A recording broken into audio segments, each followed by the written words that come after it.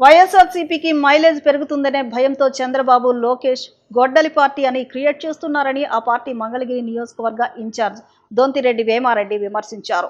ఎన్టీఆర్ను వెన్నుపోటు పొడిచింది చంద్రబాబు నాయుడేనని, వైస్రాయ్ హోటల్లో రాళ్లు చెప్పులతో దాడి చేయించారని ఆయన ధ్వజమెత్తారు. లోకేష్ బచ్చా అని తెలిసి తెలియక టూ మచ్గా మాట్లాడుతున్నాడని, ఇది భావ్యం కాదని హెచ్చరించారు. జగన్ మావీగన్ అంటే ఎందుకు కంగారు పడుతున్నారని ఆయన ప్రశ్నించారు. విపక్ష నేతలపై బురద జల్లడం, కేసులు పెట్టడం మాని ఇచ్చిన వాగ్దానాలు అమలు చేయాలని సూచించారు. రాజధానికి చేసిన ఖర్చుపై శ్వేతపత్రం విడుదల చేయాలని ఆయన డిమాండ్ చేశారు. ఈ మధ్యకాలంలో బాబు గారి కొడుకు ఇద్దరు కలిపి ఏదో గొడ్డల పార్టీ అనేది ఏదో చెప్పుకుంటూ వస్తున్నారు. అసలు గొడ్డల పార్టీ అనేది మీ క్రియేషను.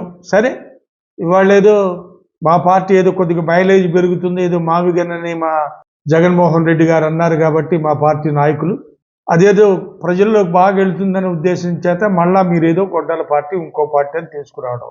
ఏమండి, ఒక దుర్మార్గపు ఆలోచనలతో రాజకీయాలు చేయటం మొదలుపెట్టింది మీరే కదా.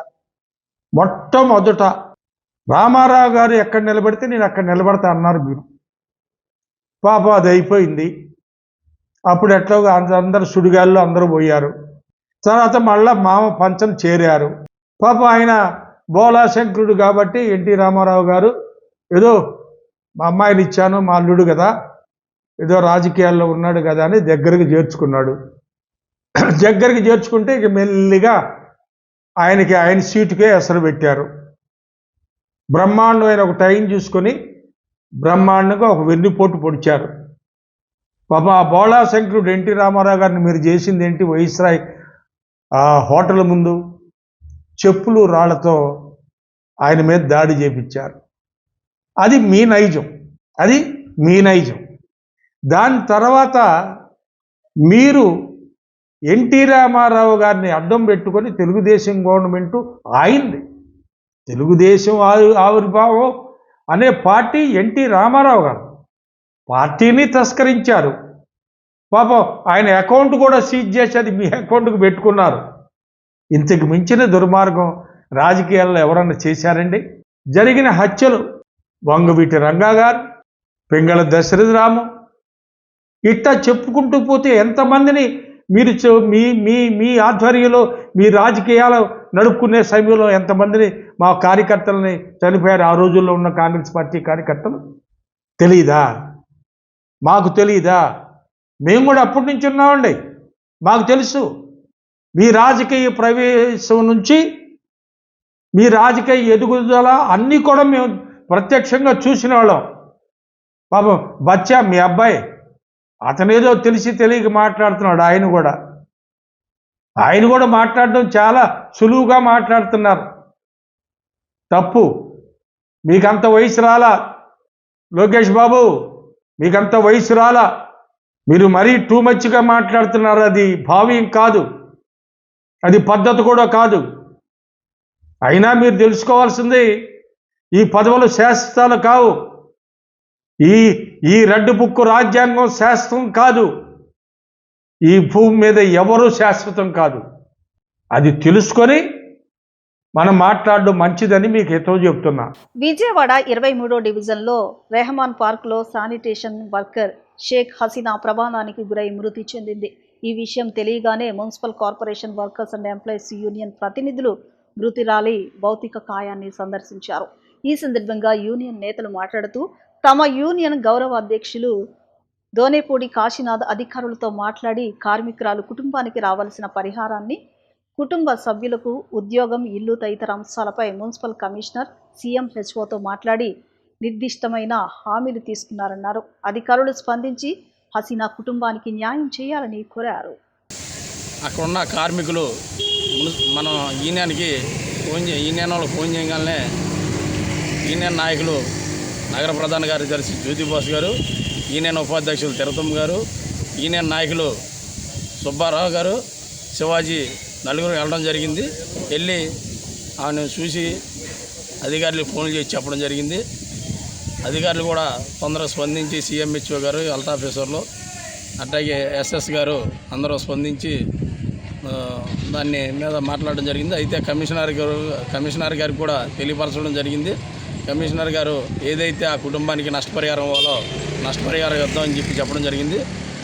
పోలీసు వారు తొందరగా వచ్చి ఆ బాడీని పోస్ట్మార్టం పంపించారు.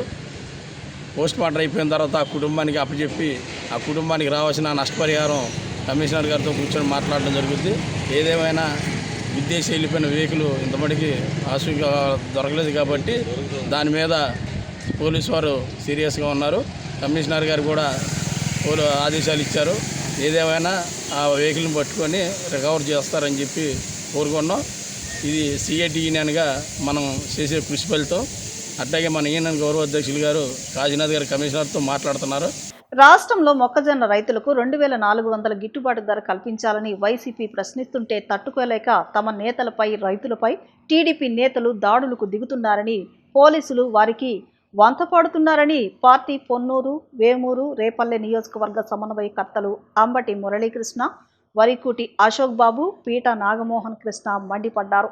మొక్కజొన్న రైతులకు ప్రభుత్వం గిట్టుబాటు ధర కల్పించలేక ప్రశ్నిస్తున్న తమను దాడులతో అడ్డుకునేందుకు ప్రయత్నిస్తున్నారని అన్నారు. ప్రభుత్వ పెద్దల ఆదేశాలతో చెలరేగిపోతున్న పోలీసులపై తక్షణ చర్యలు కోరుతూ ఢిల్లీలో జాతీయ మానవ హక్కుల కమిషన్, మహిళా కమిషన్, ఎస్సీ/ఎస్టీ కమిషన్కు ఫిర్యాదు చేయబోతున్నామని అంబటి మురళీకృష్ణ, వరికుటి అశోక్ బాబు, పీట నాగమోహన్ కృష్ణ వెల్లడించారు. రాష్ట్ర ప్రజలందరికీ అదేవిధంగా మొక్కజొన్న రైతులకి గత నెల 25వ తారీఖు నుంచి జరుగుతున్నటువంటి విషయాలన్నీ స్పష్టంగా తెలుసు. 25వ తారీఖున గుంటూరు జిల్లా వైఎస్ఆర్ కాంగ్రెస్ పార్టీ ఆధ్వర్యంలో మొక్కజొన్నకు గిట్టుబాటు ధర 2400 రూపాయలు ఏదైతే కేంద్రం ప్రకటించిందో, ఆనాడు జగన్మోహన్ రెడ్డి గారు అధికారంలో ఉన్నప్పుడు 4 సంవత్సరాల పాటు నిర్విఘ్నంగా మొక్కజొన్న క్వింటా ఒకంటికి 2400 ఇచ్చారో దాన్నిమ్మని భారీ ధర్నా చేయడం జరిగింది.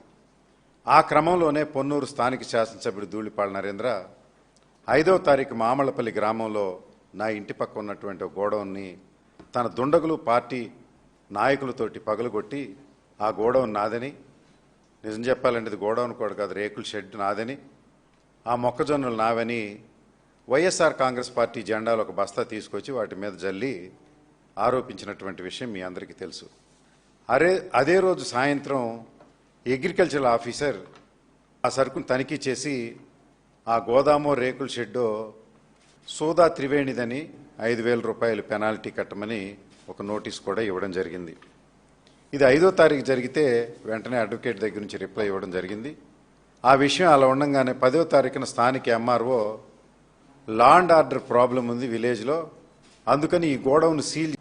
ఈ 2 ఇన్సిడెంట్లు జరిగేటప్పుడు కూడా పొన్నూరుకు చెందినటువంటి తెలుగుదేశం నాయకులు గూండాలు ఆ గోడౌన్ పగలగొట్టేటప్పుడు ఆ మొక్కజొన్నలకు సంబంధించినటువంటి 4-5 రైతులు మహిళలతో సహా అక్కడికి వచ్చారు.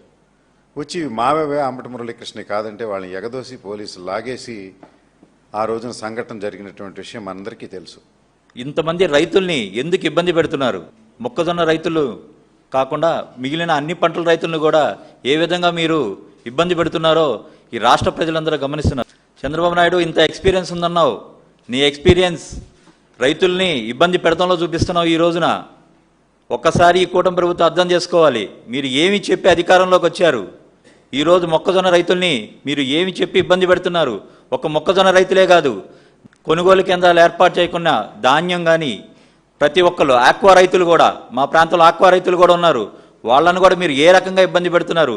డీజిల్ పెట్రోల్ ధరలను పెంచి ఈ రోజున మామిళ్ళపల్లిలో పరామర్శించడానికి వెళ్తే ఏ రకంగా మీరు నాయకులందరినీ ఇబ్బంది పెడుతూ, రైతులు ఏ రకంగా కేసులు పెడుతూ 14 మంది మీద కేసు పెట్టి కాపు రైతుల్ని మీరు ఇబ్బంది పెడుతుంటే, ఈరోజు కాపులనే కాదు మీరు అన్ని కులాలని కూడా, ఈరోజు బీసీగా నేను ఈరోజు సంఘీభావం తెలపడానికి పొన్నూరు వెళ్తే నిన్న ఏ రకంగా మీరు ఈడ్చుకెళ్లారు? ఈ పంటలు ఎప్పుడైతే వస్తున్నాయో మద్దతు ధర ప్రకటిస్తారు పైకి, అవి కొనుగోలు మాత్రం దళారులను పెడతారు ఈ కూటమి ప్రభుత్వంలో. అప్పుడు జగన్మోహన్ రెడ్డి గారు ప్రతి ఒక్కరూ వైఎస్ఆర్ కాంగ్రెస్ పార్టీ సమన్వయకర్తలు కానీ కార్యకర్తలు కానీ రైతుల కోసం ఉద్యమించండి, రైతుకు మద్దతు ధర వచ్చేటట్లుగా చేయండి, మీ ప్రాంతాలలో మీకు ఎటువంటి పంటలైతే పండుతాయో ఆ రైతుకు అండగా నిలవండి అని చెప్పేసి పిలుపునివ్వడం జరిగింది. దానికోసం వైఎస్ఆర్ పార్టీ శ్రేణులందరూ కూడా ఉద్యమం చేస్తూ ఉన్నారు. ఏంటిది పోలీసు వ్యవస్థ? చంద్రబాబు నాయుడు గారు, అసలు మీ పాలనలో చట్టం నడుస్తుందా? ఇదే మామిళ్ళపల్లిలో, ఎందుకంటే నేను సీన్ గురించే చెప్తాను, ఇవన్నీ పంటల గురించి అంతా అన్న చెప్పారు. ఇదే మామిళ్ళపల్లిలో అదేమంటే 144 పెట్టామంటారు, 30 యాక్ట్ అంటారు. 144 పెట్టారా డీజీపీ గారు? 144 పెట్టారా మామిళ్ళపల్లిలో? 144 పెడితే మీ రెడ్ బుక్ రాజ్యాంగం కాదు, డాక్టర్ బిఆర్ అంబేద్కర్ గారి రాజ్యాంగం. ఆ చట్ట పరిధిలో 144 అంటే 3-4 కంటే ఎక్కువగా బజార్లో ఉండొద్దు, గుమ్ముకూడొద్దు, ఇదే నేను అనుకుంటున్నా. నేను ఉండవల్లి కొండల్లో చెలరేగిన మంటలను అగ్నిమాపక శాఖ అధికారులు అదుపులోనికి తెచ్చారు. అగ్ని ప్రమాదం జనావాసాలకు విస్తరించకుండా చర్యలు చేపట్టాలని సీఎం చంద్రబాబు నాయుడు ఆదేశించిన నేపథ్యంలో అప్రమత్తమైన అధికారులు మంటలను అదుపు చేసేందుకు పెద్ద ప్రాతిపదికన చర్యలు చేపట్టారు. ఇతర ప్రాంతాల నుంచి సైతం అగ్నిమాపక శకటాలు రంగంలోకి దించి మంటలను పూర్తి స్థాయిలో అదుపులోనికి తీసుకువచ్చారు. ప్రమాదానికి దారితీసిన కారణాలపై దర్యాప్తు చేపట్టారు.